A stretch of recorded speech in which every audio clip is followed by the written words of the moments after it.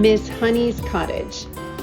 Miss Honey joined Matilda outside the school gates, and the two of them walked in silence through the village high street.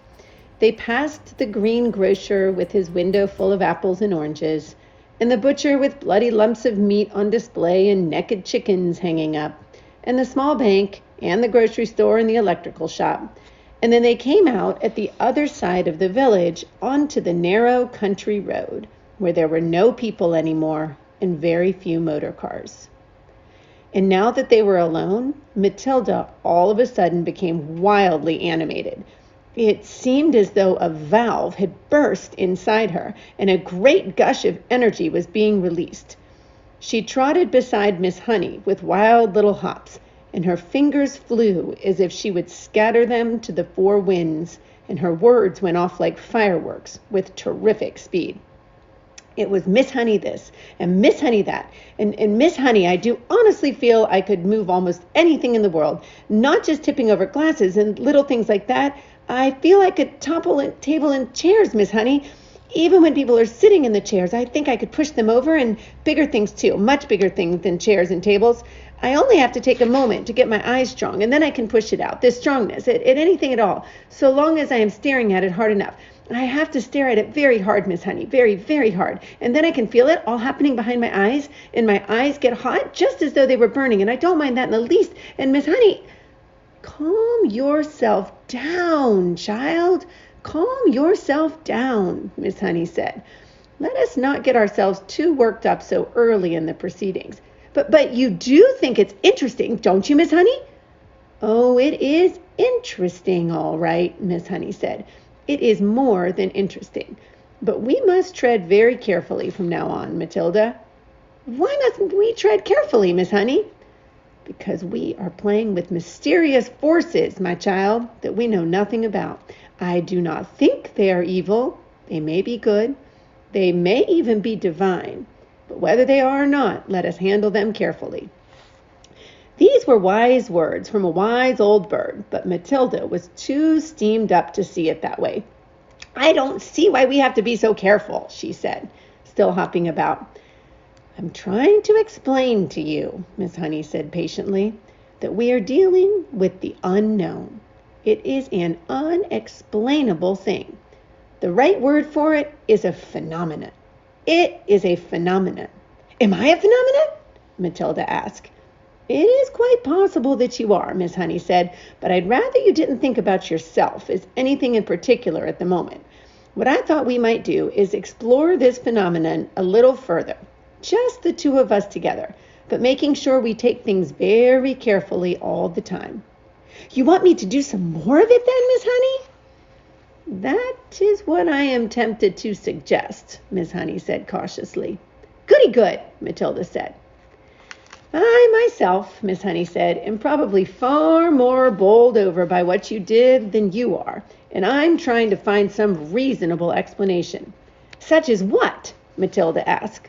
Such as whether or not it's got something to do with the fact that you are exceptionally precocious. What exactly does that word mean? Matilda said. A precocious child, Miss Honey said, is one that shows amazing intelligence early on. You are an unbelievably precocious child. Am I really? Matilda asked. Of course you are. You must be aware of that. Look at your reading. Look at your mathematics. I suppose you're right, Matilda said. Miss Honey marveled at the child's lack of conceit and self-consciousness. I can't help wondering, she said, whether this sudden ability that has come to you of being able to move an object without touching it, whether it might not have something to do with your brain power. You mean there might not be room in my head for all those brains, so something has to push out? That's not quite what I mean, Miss Honey said, smiling. But whatever happens, and I say it again, we must tread carefully from now on. I have not forgotten that strange and distant glimmer on your face after you tipped over the last glass. Do you think it could actually hurt me? Is that what you're thinking, Miss Honey? Made you feel pretty peculiar, didn't it? It made me feel lovely, Matilda said. For a moment or two, I was flying past the stars on silver wings. I told you that. And shall I tell you something else, Miss Honey? It was easier the second time. Much, much easier. I think it's like anything else. The more you practice it, the easier it gets. Miss Honey was walking slowly so that the small child could keep up with her without trotting too fast, and it was very peaceful out there on the narrow road now that the village was behind them. It was one of those golden autumn afternoons, and there were blackberries and splashes of old man's beard in the hedges, and the hawthorn berries were ripening scarlet for the birds when the cold winter came along. There were tall trees here and there on either side, oak and sycamore and ash, and occasionally a sweet chestnut. Miss Honey, wishing to change the subject for the moment, gave the names of all these to Matilda and taught her how to recognize them by the shape of their leaves and the pattern of the bark on their trunks. Matilda took all this in and stored the knowledge away carefully in her mind. They finally came to a gap in the hedge on the left-hand side of the road where there was a 5-barred gate. "This way," Miss Honey said, and she opened the gate and led Matilda through and closed it again. They were now walking along a narrow lane that was no more than a rutted cart track. There was a high hedge of hazel on either side, and you could see clusters of ripe brown nuts in their green jackets. The squirrels would be collecting them all very soon, Miss Honey said, and storing them away carefully for the bleak months ahead. "You mean you live down here?" Matilda asked. "I do," Miss Honey replied, but she said no more. Matilda had never once stopped to think about where Miss Honey might be living. She'd always regarded her purely as a teacher, a person who turned up out of nowhere and taught us at school and then went away again. Do any of us children, she wondered, ever stop to ask ourselves where our teachers go when school is over for the day? Do we wonder if they live alone, or if there's a mother at home, or a sister or a husband? "Do you live all by yourself, Miss Honey?" she asked. "Yes," Miss Honey said, "very much so." They were walking over the deep, sun-baked mud tracks of the lane, and you had to watch where you put your feet if you didn't want to twist your ankle. There were a few small birds around in the hazel branches, but that was all. "It's just a farm laborer's cottage," Miss Honey said. "You mustn't expect too much of it. We're nearly there." They came to a small green gate, half buried in the hedge on the right and almost hidden by the overhanging hazel branches. Miss Honey paused with one hand on the gate and said, "There it is. That's where I live." Matilda saw a narrow dirt path leading to a tiny red brick cottage. The cottage was so small it looked more like a doll's house than a human dwelling. The bricks it was built of were old and crumbly and very pale red. It had a gray slate roof and one small chimney, and there were 2 little windows at the front. Each window was no larger than a sheet of tabloid newspaper, and there was clearly no upstairs to the place. On either side of the path, there was a wilderness of nettles and blackberry thorns and long brown grass. An enormous oak tree stood overshadowing the cottage. Its massive, spreading branches seemed to be enfolding and embracing the tiny building, and perhaps hiding it as well from the rest of the world. Miss Honey, with one hand on the gate which she had not yet opened, turned to Matilda and said, "A poet called Dylan Thomas once wrote some lines that I think of every time I walk up this path." Matilda waited, and Miss Honey, in a rather wonderful, slow voice, began reciting the poem. "Never and never, my girl riding far and near, in the land of the hearthstone tales and spelled asleep, fear or believe that the wolf in the sheep-white hood, loping and bleating roughly and blithely, shall leap, my dear, out of a lair in the flocked leaves in the dew-dipped year, to eat your heart in the house in the rosy wood." There was a moment of silence, and Matilda, who had never before heard great romantic poetry spoken aloud, was profoundly moved. "It's like music," she whispered. "It is music," Miss Honey said. And then, as though embarrassed at having revealed such a secret part of herself, she quickly pushed open the gate and walked up the path. Matilda hung back. She was a bit frightened of this place now. It seemed so unreal and remote and fantastic, and so totally away from this earth. It was like an illustration in Grimm or Hans Andersen. It was the house where the poor woodcutter lived with Hansel and Gretel, and where Red Riding Hood's grandmother lived. And it was also the house of the 7 dwarfs and the 3 bears and all the rest of them. It was straight out of a fairy tale. "Come along, my dear," Miss Honey called back, and Matilda followed her up the path. The front door was covered with flaky green paint, and there was no keyhole. Miss Honey simply lifted the latch and pushed open the door and went in. Although she was not a tall woman, she had to stoop low to get through the doorway. Matilda went after her and found herself in what seemed to be a dark, narrow tunnel. "You can come through to the kitchen and help me make the tea," Miss Honey said, and she led the way along the tunnel into the kitchen. That is, if you could call it a kitchen. It was not much bigger than a good-sized clothes cupboard, and there was one small window in the back wall with a sink under the window, but there were no taps over the sink. Against another wall there was a shelf, presumably for preparing food, and there was a single cupboard above the shelf. On the shelf itself there stood a Primus stove, a saucepan, and a half-full bottle of milk. A Primus is a little camping stove that you fill with paraffin, and you light it at the top, and then you pump it to get pressure for the flame. "You can get me some water while I light the Primus," Miss Honey said. "The well is out at the back. Take the bucket. Here it is. You'll find a rope in the well. Just hook the bucket onto the end of the rope and lower it down, but don't fall in yourself." Matilda, more bemused than ever now, took the bucket and carried it out into the back garden.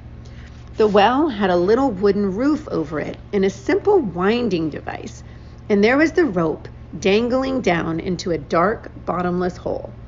Matilda pulled up the rope and hooked the handle of the bucket onto the end of it. Then she lowered it until she heard a splash and the rope went slack. She pulled it up again, and lo and behold, there was water in the bucket. "Is this enough?" she asked, carrying it in. "Just about," Miss Honey said. "I don't suppose you've ever done that before?" "Never," Matilda said. "It's fun. How do you get enough water for your bath?" "I don't take a bath," Miss Honey said. "I wash standing up. I get a bucket full of water, and I heat it on this little stove, and I strip and wash myself all over." "Do you honestly do that?" Matilda asked. "Of course I do," Miss Honey said. "Every poor person in England used to wash that way until not so very long ago, and they didn't have a Primus. They had to heat the water over a fire in the hearth." "Are you poor, Miss Honey?" "Yes," Miss Honey said, "very. It's a good little stove, isn't it?" The Primus was roaring away with a powerful blue flame, and already the water in the saucepan was beginning to bubble. Miss Honey got a teapot from the cupboard and put some tea leaves into it. She also found half a small loaf of brown bread. She cut 2 thin slices, and then, from a plastic container, she took some margarine and spread it on the bread. Margarine, Matilda thought. She really must be poor. Miss Honey found a tray, and on it she put 2 mugs, the teapot, the half bottle of milk, and a plate with the 2 slices of bread. "I'm afraid I don't have any sugar," she said. "I never use it." "That's all right," Matilda said. In her wisdom, she seemed to be aware of the delicacy of the situation, and she was taking great care not to say anything to embarrass her companion. "Let's have it in the sitting room," Miss Honey said, picking up the tray and leading the way out of the kitchen and down the dark little tunnel into the room at the front. Matilda followed her, but just inside the doorway of the so-called sitting room, she stopped and stared around her in absolute amazement. The room was as small and square and bare as a prison cell. The pale daylight that entered came from a single tiny window in the front wall, but there were no curtains. The only objects in the entire room were 2 upturned wooden boxes to serve as chairs, and a 3rd box between them for a table. That was all. There were no pictures on the walls, no carpet on the floor, only rough, unpolished wooden planks, and there were gaps between the planks where dust and bits of grime had gathered. The ceiling was so low that with a jump, Matilda could nearly touch it with her fingertips. The walls were white, but the whiteness didn't look like paint. Matilda rubbed her palm against it, and a white powder came off onto her skin. It was whitewash, the cheap stuff that's used in cowsheds and stables and hen houses. Matilda was appalled. Was this really where her neat and trimly dressed schoolteacher lived? Was this all she had to come back to after a day's work? It was unbelievable. And what was the reason for it? There was something very strange going on around here, surely. Miss Honey put the tray on one of the upturned boxes. "Sit down, my dear, sit down," she said, "and we'll have a nice hot cup of tea. Help yourself to bread. Both slices are for you. I never eat anything when I get home. I have a good old tuck-in at the school lunch, and that keeps me going until the next morning." Matilda perched herself carefully on an upturned box, and more out of politeness than anything else, she took a slice of bread and margarine and started to eat it. At home, she would have been having buttered toast and strawberry jam and probably a piece of sponge cake to round it off. And yet this was somehow far more fun. There was a mystery here in this house, a great mystery. There was no doubt about that, and Matilda was longing to find out what it was. Miss Honey poured the tea and added a little milk to both cups. She appeared to be not in the least ill at ease, sitting on an upturned box in a bare room and drinking tea out of a mug that she balanced on her knee. "You know," she said, "I've been thinking very hard about what you did with that glass. It is a great power that you have been given, my child. You know that." "Yes, Miss Honey, I do," Matilda said, chewing her bread and margarine. "So far as I know," Miss Honey went on, "nobody else in the history of the world has been able to compel an object to move without touching it or blowing on it or using any outside help at all." Matilda nodded but said nothing. "The fascinating thing," Miss Honey said, "would be to find out the real limit of this power of yours. Oh, I know you think you can move just about anything there is, but I have my doubts about that." "I'd love to try something really huge," Matilda said. "What about distance?" Miss Honey asked. "Would you always have to be close to the thing you were pushing?" "I simply don't know," Matilda said. "But it would be fun to find out."